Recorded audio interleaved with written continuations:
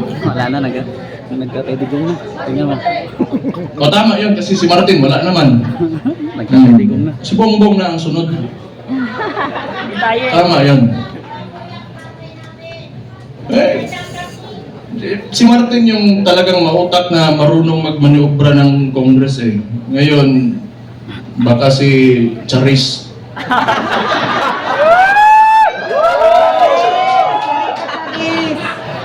Sino yun? Charis. Charis. Sandra! Doon, pinakabatang magnanakaw! Kasi rinig ko, Charis. chismis lang to ha. Chismis, wala ko sinasabi. Puppet speaker lang yan si, yung speaker ngayon.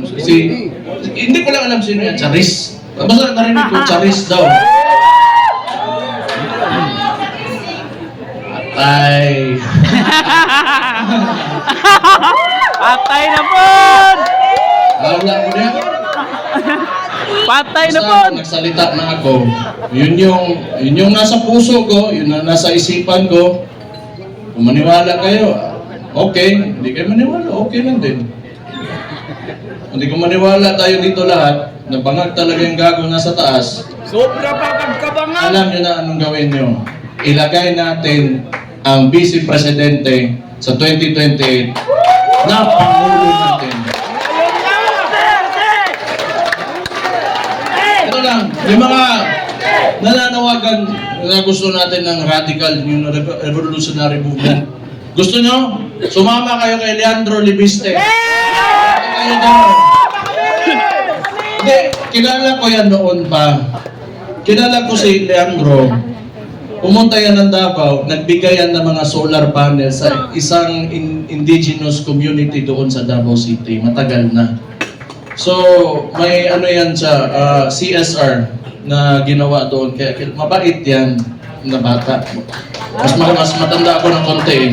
Mabait yan. Mabait yan. Kaya yan naging ganon. Kasi alam mo yung mga mababait na tao, pag ginalit mo, patay ka talaga. Mag-ingat kayo. Ayan pa, may isang Raulo si Atty. Harold Respicio. Sabi ko nga nakita ko tong gago na ito, sabi ko, puta, hindi na pala ako, ala ko ang si Raulo dito, may kasama na ako. Hindi naman gusto ni Baste. Wala yung isang Raulo din, si Kiko Barzaga. Pero pag I want to talk to the younger people in the cameras. Subaybayan niyo yung mga bata na yan, yung mga tao na yan. They are the future of Philippine politics. Sino ba namang si Raulo na lalaban ng administrasyon, magiging opposition, lalo ng ganito kaabusado? You know, what seemed to me, yung ginawa nila sa tatay ko, was a state kidnapping. Yung mga bata na yan, hindi natatakot yan. We need people like them. We need people like them. May iba naman, diplomatic, parang si Senator Bongo. Okay yun. Hindi pwedeng lagi tayong galit lahat. Diba? Dapat may mabait din sa atin.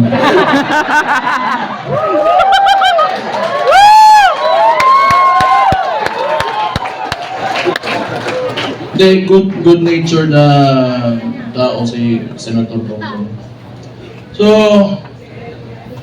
ano ba? Kumain na kayo? Ha?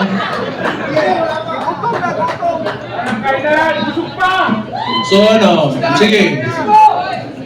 So yung coalition natin, ang tawag nito United Front. So ibig sabihin nun, from the word united, nagkakaisa tayo. Okay? So kung kaya nyo palawakin, yung mga membro nyo, magpalawak tayo. Tapos yung mga sinasabi ng mainstream media, i-correct natin. Kasi binabalik nila lagi yung confidential funds ni VP Sara, and yet, sasabihin ko ulit, yung estimated loss to corruption in the Philippines right now, umaabot na sa trilyon. trillion against the 125 million na nakihirapan nga silang patunayan. Yes. Can you see how absurd that is? Very. So, yung messaging lang, kasi wala sa atin yung mainstream media eh. So, wag muna kayo magalit. Be on a level na gusto nyo lang iparating yung opinion nyo at tingin nyo sa kung sino naman makakausap nyo. So, mga panya lang tayo, malinis. Wag na natin gayahin yung mga utang ina, grabe ka hugaw, dumi talaga ng politika. Ako kasi okay, wala man akong pakialam sa sarili ko. Wala talagang pakialam ano sabihin mo. Basta ako, ginagawa ko na yung trabaho ko. Pag yung araw na tumakbo ako dyan, tapos di ako nanalo, ibig sabihin no, tapos na ako. Pero wag nyo, you know, I've been experiencing this ever since I went into politics. No. Ever since Rudy Duterte became the president, the world is a nasty place. It's really nasty. So, tingin ko tama naman yung sinabi ng Vice Presidente. Magkampanya lang tayo, maayos. Kung ano man yung mga plataforma niya, pinakita niya na mga nagawa niya, yun ang sasabihin natin. Huwag na tayong pumatol, tama yun, huwag na tayong pumatol kasi ayaw ko rin, ako na lang, gusto na, kansawa na yung ng Claire. Anti-Claire. Masok ko, magagalit na naman yan eh, alam ko eh. Sasagot na naman yan. Warm?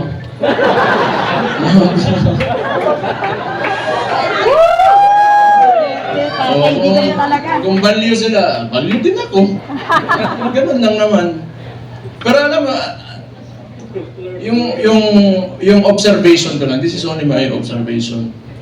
Mahirap yung mga tao nakaupo sa, you know, in a seat of power, tapos ganun yung ugali, na mahilig, manggipit at mga abuso ng mga maliliit na tao. Patay tayo dyan. Mahirap yan. Kaya ako rin, gusto ko yung nilalabanan ko, malaki rin naman. Para kung makukulungan ako, matatanggal ako sa pagka-mayor ngayon, o mamamatay man ako, at least worthwhile yung ginawa ko at para sa sambahan ng Pilipinas. They only pick on people na kaya nila eh. They only pick on people na kaya nila. Pero, hindi nila kaya ang masang Pilipino. Never. Kaya. Bukas na ang mga isipan at mga mata ng Pilipino ngayon. Bakit isa na nagsasabi na tama? Kayo hindi nyo alam?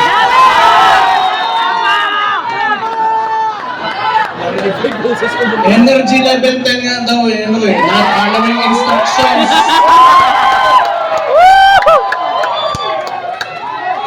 Duterte!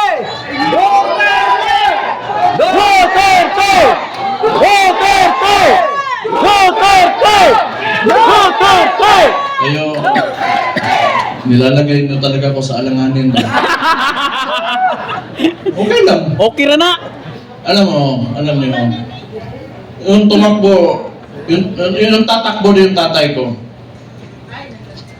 Lahat kaming magkakapatid, hindi talaga pumayag. Kaya isa ring value yun. Kasi alam ko talaga, pagka nahamon yun, ibibigay niya talaga buhay niya para sa inyo. Yun ang Pangulo. Kaya hindi kami pumayag. Pero siguro, tingin ko lang, hindi ko naman pwedeng hulaan yung ano na sa isip niya, mahal niya talaga kayo at yung bayan niya.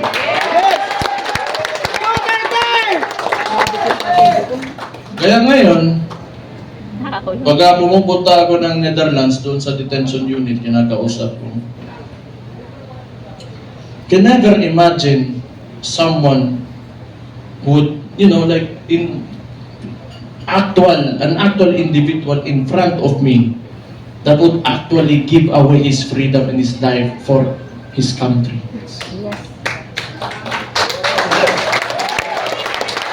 Kahit tatay ko siya, I am so amazed. And I am very,